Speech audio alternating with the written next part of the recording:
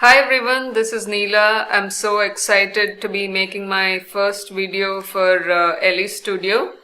So I wanted to walk you through a little bit of my process in how I make pocket pages. Actually, I've become a big fan of making pocket pages over the last 1 year, ever since I've started designing for Elle Studio. It almost feels like I make more of these than layouts, but I totally enjoy making, or like, let's say, memory keeping with pocket pages these days. The Elle Studio monthly kits, they're absolutely perfect for memory keeping using pocket pages. So I'm going to walk you through my process of creating pocket pages with the January kit from Elle Studio. So I've already picked out the photos that I want to document, and first of all, so this is a 6x8 album that I plan on using for 2018. I don't do project life, but I do like to record some special memories through the year, and I don't want to hold myself to do project life and have spreads for every month. But I love to record our vacations, the sports the kids play and things like that. And I want to use this book, and this is going to be the start of the book for 2018. So we did a professional family photo shoot sometime in December. So I'm using those pictures to start off this album. Even though it was taken in 2018, I want these to be like the introductory page for this book. So I picked two 4x6 photos and two 3x4 photos of my family. And I've also picked out all my cards already. So this is going to be the first card, and one 3x4 card from the kit, and this is from the ephemera pack that comes this month. And I'll link you to all the products at the bottom of the video. And this is a digital card, so I printed it out. And this is also a digital card that I modified. I typed my journaling and printed it out. So at the end of this video, I'll show you how I modified my card. And so I'll put you on fast forward and talk through the process of how I'm going to fill each card up. So I decided to work on the 4x6 card from the January kit, and I stuck the word family on it, and it is from the die cut pack from the Family Fun collection. I stuck the puffy heart sticker, which is from the Hugs and Kisses puffy stickers.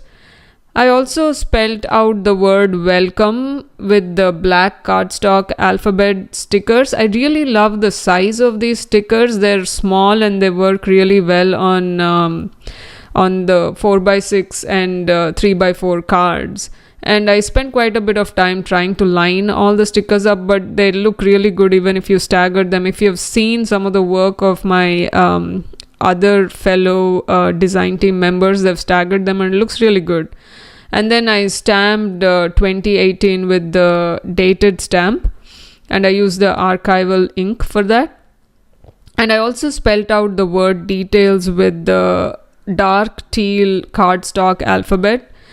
These cardstock alphabets come in a bunch of different colors and they're absolutely gorgeous, so you should check them out in the store. So since the black one disappeared, I stuck another teal star on the card. And so I collected a whole bunch of wood veneer that I had over the past year, and then decided to use some of them on these pages. I stuck the word real life. It's from the title builder stamp. And now I'm using the love tags wood veneer to see which one fits the best, and I decided to use that particular one with the heart on it. And I wanted to kind of maybe, I don't know, embellish it with something from the ephemera pack, but and then I tried to add enamel dots, but I decided to just keep it simple and stick that and be done with that particular photo. And since my pocket was 4x6, but I had two 3x4 cards, and I wanted to have two 3x4 cards because I wanted a little more kind of variety. Instead of having just one card, I wanted to have two cards. And I found these wood veneers, and the word details is also from the title builder wood veneer set. And I embellished those circles with enamel dots, just so that both my 3x4 cards don't slip out of the 4x6 pocket. I made sure that I glued them down to a 4x6 mat, so that it just stays put. Otherwise they will definitely fall out of the pocket. And then I kind of cut it down so that it fits in properly and doesn't peek out.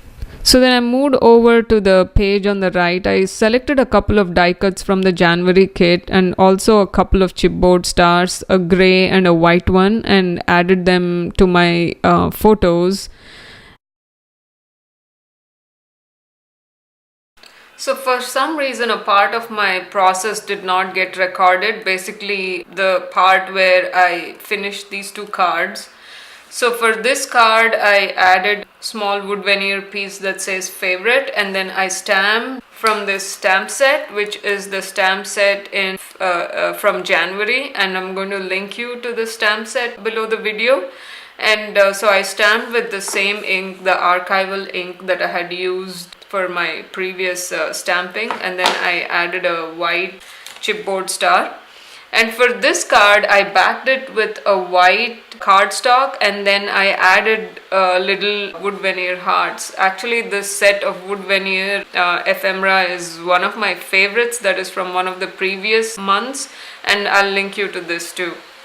So that pretty much completes my pocket pages. I made sure that I had wood veneer distributed all around my pages. For the whole scheme, I kind of stuck to the teal, black and gray and also white colors. And usually, I have also made colorful pocket pages, but for these particular photos, I felt that sticking to a particular color theme, which is a little more neutral, would be a good thing. I've opened one of the 3x4 cards from the digital kit from January.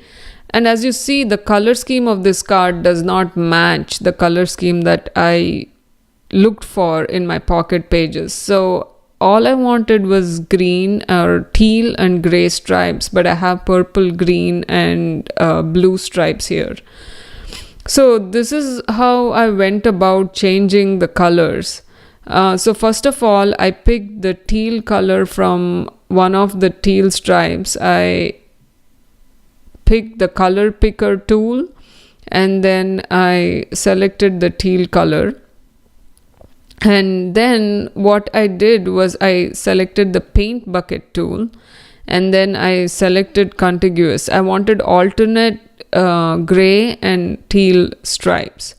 So in order to do that, then I selected the alternate stripes and colored them teal.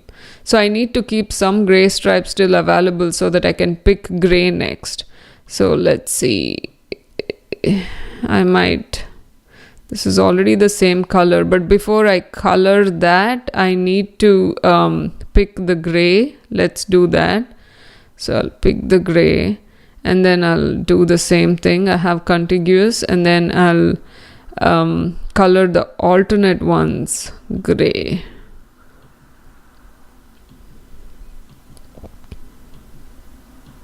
And then I'll again pick the teal color and color my last stripe teal. So this is how I changed the colors, and now I have the exact color scheme that I want. The other thing that I did was, I really love stripes. Seriously, if I have to write by myself instead of typing, I need the lines. I can never write in a straight line. It's always crooked. So having these lines are very useful. But since I was going to type out my journaling, I wanted to get rid of these lines. So what I did was, again, I used the color picker tool. You can get rid of them in multiple ways, but this is how I did it. And then I selected the paint bucket, and then kind of colored each one. What I did was I zoomed it a little bit, zoom in a little bit, and then I colored each of the lines. You'll have to do multiple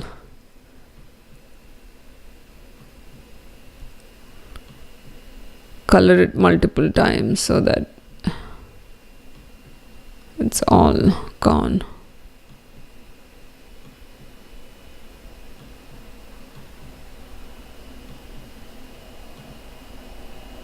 So there you go. Now all the lines are gone, and then let me zoom out again. And so the next thing I did was select my type tool, and then I drew my text box, and then I just typed my journaling here. And I knew that I wanted to add the wood veneer piece on top over here. So I left a little bit of space here, and then I had my text box a little below, and then I just typed my journaling. And then I picked black, and the font that I selected was Remington Noiseless, and just typed my journaling. So that's how I went about creating my digital card, and then I printed it out. So thank you for joining me, and I hope you enjoyed my thought process and how I go about creating these pocket pages. I totally love Elle Studio's products for my memory keeping, and hope to see you soon again. Thanks and bye.